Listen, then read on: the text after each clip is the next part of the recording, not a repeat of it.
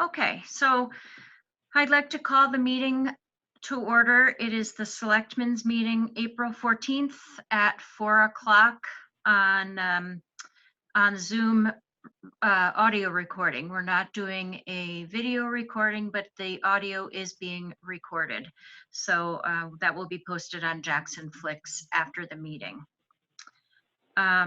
If anyone is having any technical difficulties, you can also call into the office at 383-4223, extension 101, or email townadmin@jackson-nh.org if you know anyone else that is having technical difficulties as well.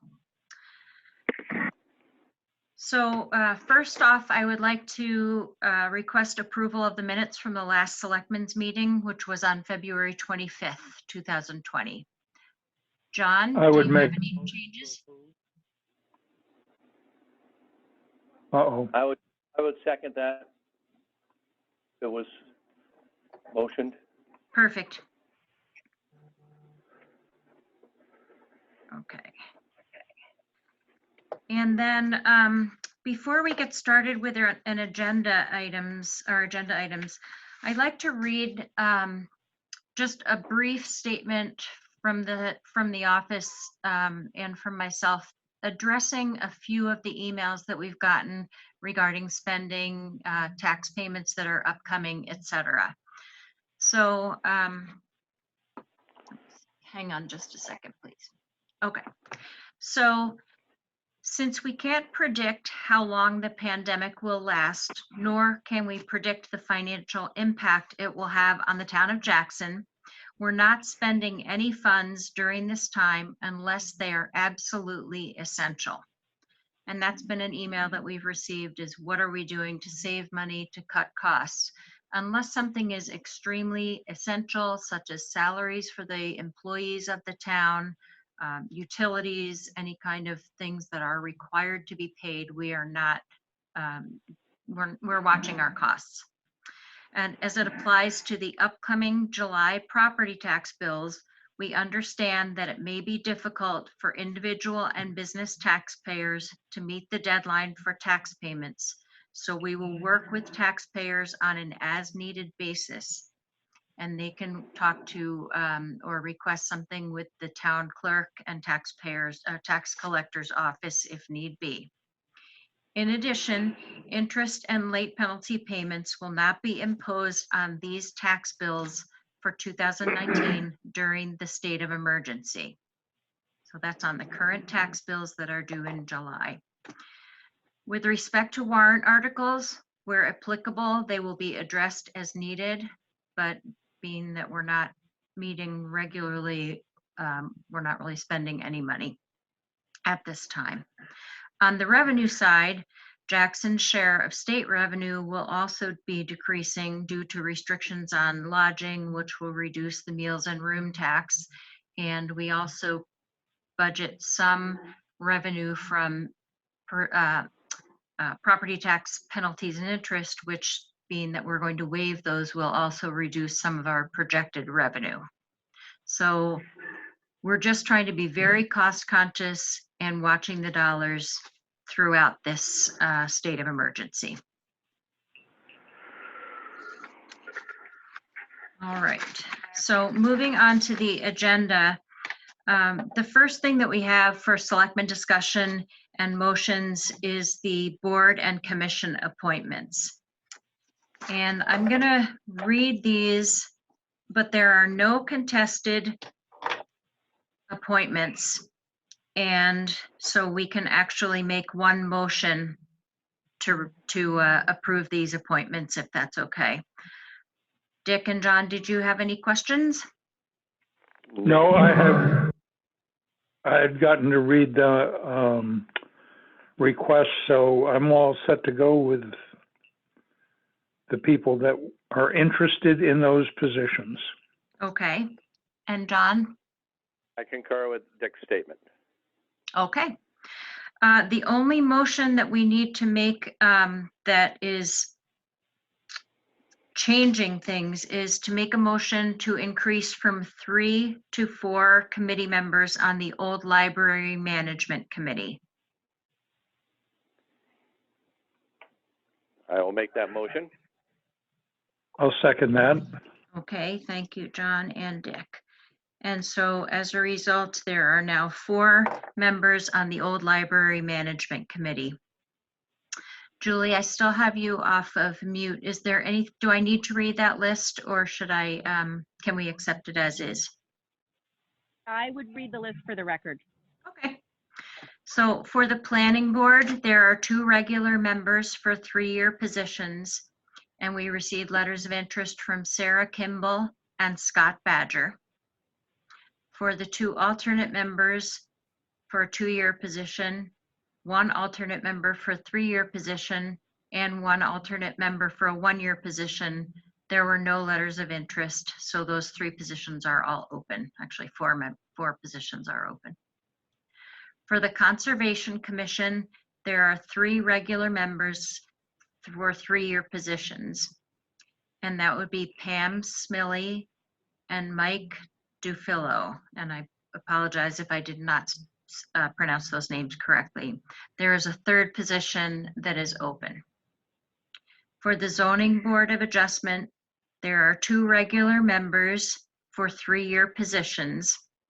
And 1 is for Dave Mason, and the 2nd is open. There are also 2 alternate members, 1 for a 3-year position and 1 for a 2-year position where we had no letters of interest. For the library trustees recommendation, Quinn Nichols submitted a letter of interest, and there is a 2nd opening. For the Old Library Management Committee, the following 4 people have submitted letters of interest: Alicia Hawks, Ellie Spears, Marilyn Rhodes, and Barbara Terrio. Those are the board member positions that have been submitted with letters of interest. So if we could make a motion to accept those appointments. I would make a motion to accept all those appointments. And I will second. Thank you, Dick and John. I appreciate that. The next item on the agenda is refers to a tax payments that are coming up and a order that Governor Sununu has issued, and it's temporary emergency order number 25, the temporary modification of interest payment for late payment of property taxes. Just a order, if I, Excuse me? just a point of order. Yes. We should vote on that. I know we made motions, but we didn't technically vote on it. I'm sorry. Thank you. I'm new at this. I would like to ask if all in favor of the committee nominations. Aye. Aye. Aye. Thank you, Bennett, John. aye. Sorry about Thank And you. Barb, if I'm off mute still, you do need to decide who's going to be the chair of the Selectmen. Okay. So, John, do you want to address that since you're the current chair? Sure. I would entertain a nomination for a new chair. Technically, we usually rotate it based upon who is up for election, which would be Dick this upcoming year, coming up the 21st, 2001 rather. 2021. I'm way back in the future. 2021. But again, we can vote on anybody. Technically, that's how we've done it in the past. But again, I would entertain a motion for anybody who wishes to accept that. I will accept that nomination for Dick to be the chair. Sorry, I'm having trouble understanding right now. Please try a little later. All right, I will second. Congratulations, Mr. Bennett. Is that it? I want you all to vote on it. I may have to just step aside on that one because I don't know how good it is to vote for yourself. I suppose I should. I'd be happy to. All in favor? Aye. Aye. Aye. All right. Thank you, Dick. All Okay. right. Well, thank you. Thank you, Barbara. And I'll try to do a smack up job. I'm sure you will. All right. So thank you for reminding me of that, Julie. So moving on to the emergency order from Governor Sununu's office. I'm not going to read the entire thing into the minutes as it is a public document, I believe. Is that okay, Julie? Yeah. Yes, it is public. So basically it gives municipalities the abatement authority to grant interest and penalty abatements on current property tax bills.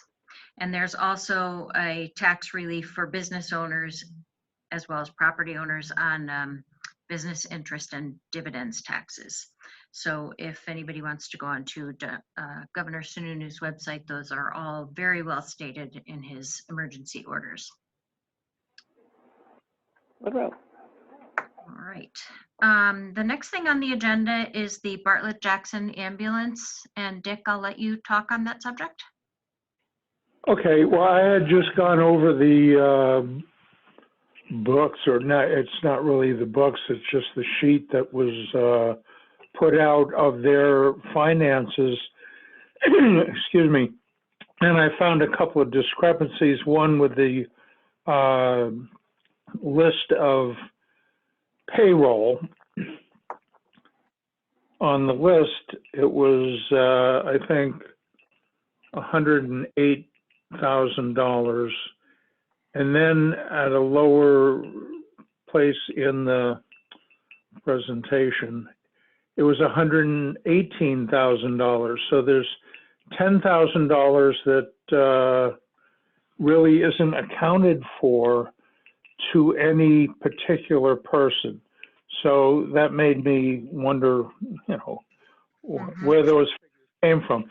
And then looking at the ledger a little closer, I saw the, let's see, what was budgeted for postage was $100 last year. What was spent was $600. And then what was recommended for the new budget was $100. So I'm wondering where did $600 worth of postage go?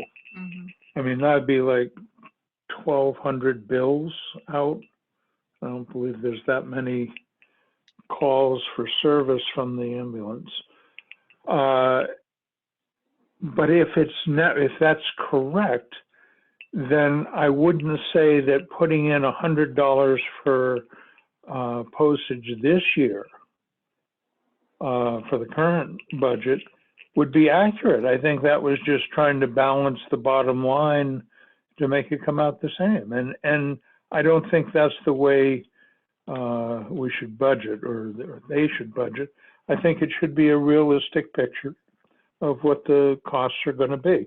So I was just, I'd like to continue the conversation with Bartlett and see if I could get you guys to either give me the mandate, or if John wanted to go forward with it, just to see if we could get someplace and maybe go over the books, which I would be happy to do. I'm not a great mathematician, but I've certainly gone over the books in the past. So I just think it needs a little more scrutiny.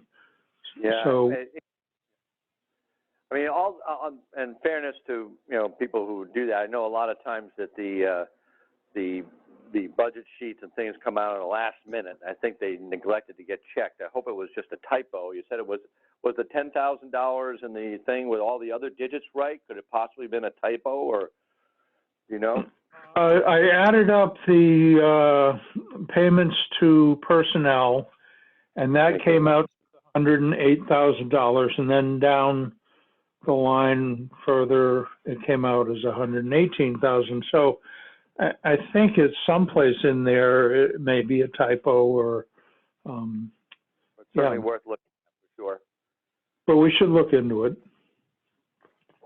I think that would be great. I think I had offered to do that in the past and have not found the time to do it. So I would love it if you could dig in and, find out what you can as far as the budget variances, as well as how they budget moving forward and how they came up with those numbers.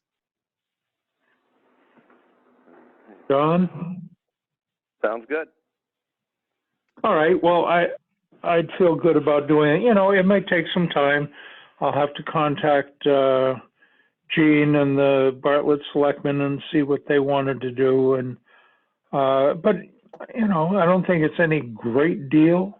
But I think that we should have an accurate picture of what the costs are for the ambulance service and where the money's going. Right. Sure. Agreed. Sounds Great. good. Okay. Perfect. Do we need to make a motion on that at all? No, I don't think so. Okay.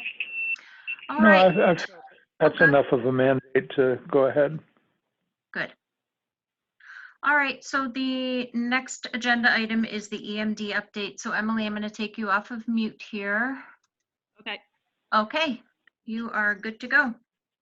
Okay, did you all receive the updates that I hope were sent out yesterday? Yes. Okay. Yes. All right. So basically, I think we are looking for any questions that you all might have from us. And then just sort of the basic idea about the lines of communication with you all and what's going on with the pandemic. That feel that if this sort of update is sufficient, Jay has said that he's in contact with you, Dick, periodically. We have been posting things on e-news, work with Julie on that. And if that is something that, would one of you all like to be sort of the point person that we can connect with if things change? We're kind of in this steady as you go phase right now. We're just making sure that, the different executive orders or emergency orders are being complied with as much as they can be complied with, because it's a little tricky. But also addressing any concerns that residents in the town have.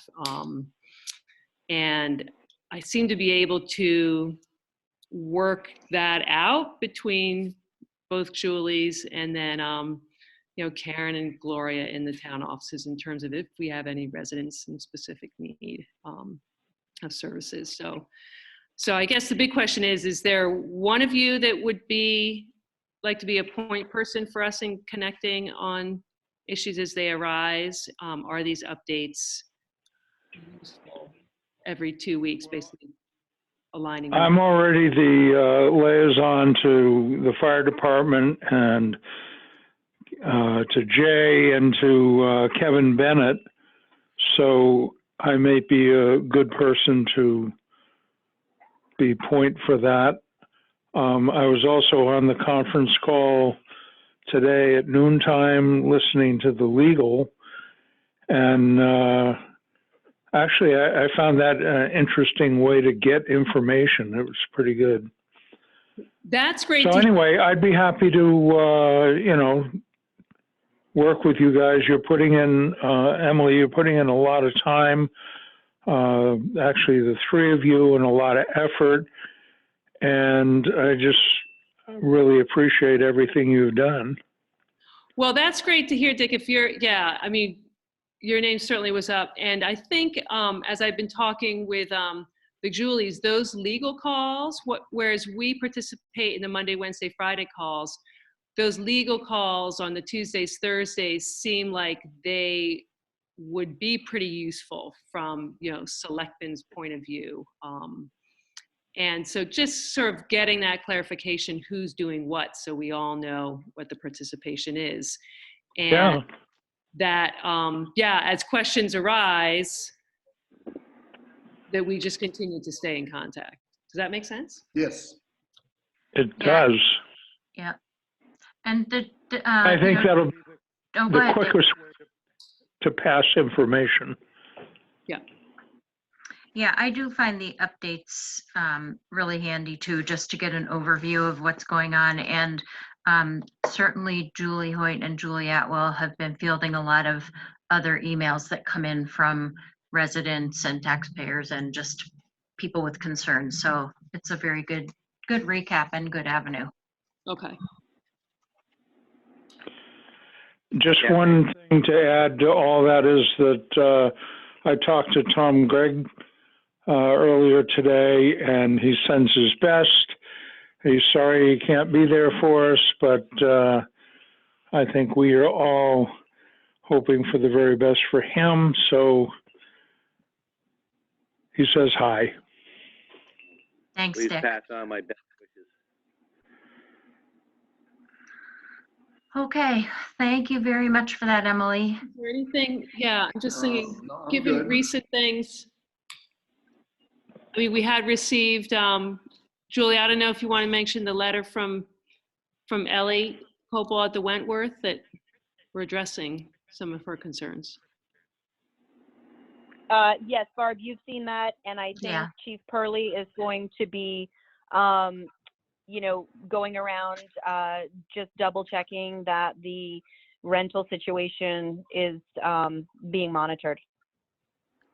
Right, and just to elaborate on that, there are concerns that regardless, or I guess, with disrespect to the governor and his order that all bed and breakfasts and Airbnbs and VRBOs, et cetera, be inactive during this time, there are some people who have been ignoring that. So we are doing what we can, and Chief Purley is assisting on that avenue to help reduce the exposure that the town has. And just to clarify, though, he has not found anything yet. Right. He was just trying to today at the on the phone call, on the conference call. He was trying to clarify some of the wording to make sure that he had it correct. And his questions were great. And I think I talked to him shortly afterwards, and he was happy with his answers, and have a strategy for going forward of how, it's a difficult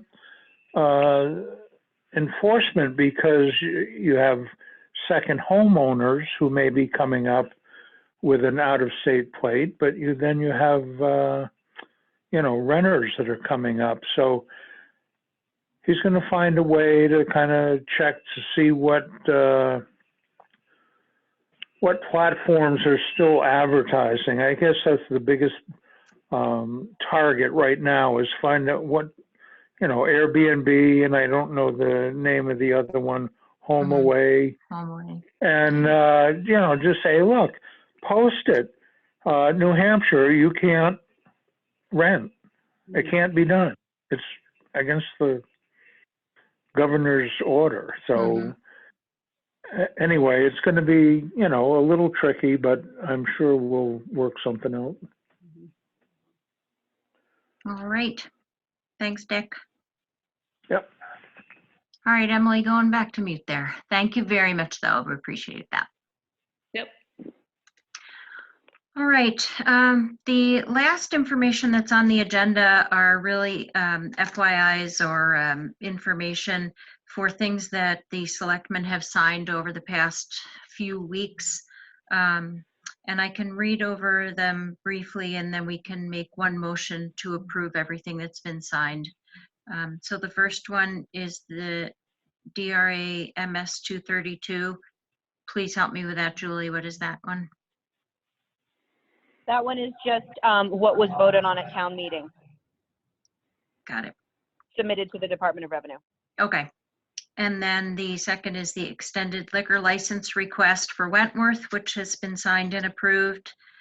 The PA 29 veteran credit applications for Brown and Campbell. There's an intent to cut from Dinsmore. The police department PTO policy update. And then there are 4 active building permits, which are in the agenda and will be in the minutes. So I would like to make a motion. I would like to accept a motion to approve all of the signatures. I would make that motion. I'll second. All in favor? Aye. Thank you both. Is there anything else, Dick or John, that you would like to discuss for today's meeting before we adjourn? No, I think that worked out really well. I do have one thing I'd like to discuss, and that's the transfer station. Yes. Just kind of an update. I haven't confirmed this yet, but I did want to run it by you guys first. I know there's been a lot of, I've received several phone calls from contractors who are having a hard time storing all their construction debris and such, and would like to see if there was any kind of way we could, open up the construction bin for Jackson and maybe have a tab situation, or, bill them later. I talked with Julie Hoyt about possibly just running a billing system through the office, so money doesn't have to be exchanged and we can still keep that open. I don't know if you guys are in favor of that or want me to pursue it. I could see that as workable. Yeah, I mean, if the money can be handled later and this doesn't put any undue risks to the crew up at the transfer station, then I could see where that would be a good resolution. Again, with all of the chatter that we've had about the transfer station and recycling, et cetera, I just want to make sure that the crew up there is respected and safe. Absolutely. And we'll have leverage at the end, because if it is a construction site, certainly for an occupancy, we'll make sure they don't have any outstanding bills at the transfer station. I don't see many problems coming out of it. Okay. And secondly on that is, what about opening up the deposit for the bottles? Since that doesn't require anybody touching anything and there's no money involved in that. Same sentiment. You know, if it doesn't increase the risk to the crew, then I think that's where our concern lies. My concern lies. I think we're trying to, use our best practices, and I think that their well-being and health safety is paramount. So if you feel that that's something that would work for them, and I would certainly talk to them, it's fine. All righty, I will pursue that and see what I can come up with and pass it on to E-News and everybody else. Okay. Perfect. Anything else? I have nothing. Well, then I really would like to, before I adjourn the meeting, just thank all of the town employees for pulling together, all of the volunteers, everyone, and Julie, Karen and Gloria. The way everyone is communicating and working together is just a real commendation for the way our town is operating. And I'm just, it's very worthy, and I'm proud to be affiliated with it. So thanks to everyone that's out there, Jay and all the first responders, the highway department, et cetera. Thanks, you guys. It's been a crazy world, but I think we're doing a good job at it. So. Hear, hear. Yeah, I just think Jay goes a little overboard on some of the devices he wears at the store here occasionally just to bust our chops, but. Boys and their toys. Yep, All boys right, and their I toys. would like to take a motion to adjourn. I'd make that motion. All right, I'll second it. Thank you very much, and thank you for whoever else attended to the meeting today, and I will have that recording posted as soon as we can get Hank to take care of that. Thanks to everyone. Thank you, Oh, hi. Barbara. Hi, this is Hi. Hank here. See you, Thanks, bye. Hank.